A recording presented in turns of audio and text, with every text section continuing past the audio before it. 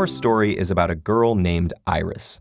Iris is very sensitive, so much that she is always in tears. She cries when she's sad, when she's happy, and even tears up when things just get to her. She has special lacrimal glands to make new tears and special tubes called lacrimal puncta to drain old ones away.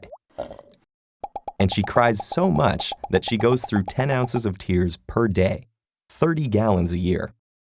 In fact, if you look closely, you'll see that she's crying a little bit all the time. The basal tears that Iris constantly produces form a thin coating of 3 layers that cover her and keep dirt and debris away.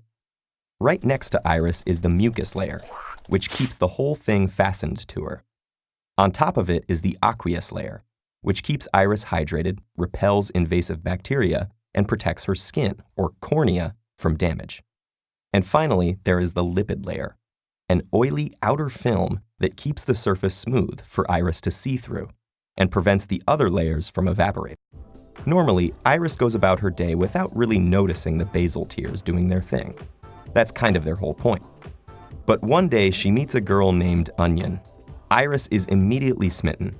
Onion looks gorgeous in her bright purple jacket, and she smells terrific. So Iris invites Onion to her house for dinner. But when she comes in and takes off her jacket, something terrible happens. You see, when Onion's jacket is removed, a chemical reaction happens, converting the sulfoxides that made her smell so great into sulfenic acid, which then becomes a nasty substance with a long name. Synpropanethiol S-oxide. The gas stings Iris, and suddenly she can't help it. She starts weeping uncontrollably. These reflex tears are different from the basal tears that Iris is used to. Because they're designed to wash away harmful substances or particles, they're released in much larger amounts, and their aqueous layer contains more antibodies to stop any microorganisms that may be trying to get in as well. Both Iris and Onion are devastated. They know they can't continue their relationship if Iris is going to hurt and cry every time Onion takes off her jacket, so they decide to break up. As Onion walks out the door, Iris stops crying and immediately starts again. Only now she's not crying reflex tears, but emotional tears. When someone is either too sad or too happy, it feels like a loss of control, which can be dangerous.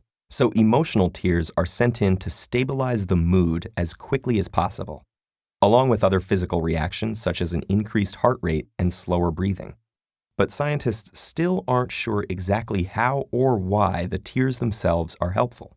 They may be a social mechanism to elicit sympathy or show submission. But some studies have also found that emotional tears contain higher levels of stress hormones, such as ACTH and enkephalin, an endorphin and natural painkiller. In this case, emotional tears are also directly calming Iris down, as well as signaling her emotional state to others. Sorry things didn't work out with Onion, Iris, but don't worry. As long as you have all 3 kinds of tears working to keep you balanced and healthy, it will get better. You'll see.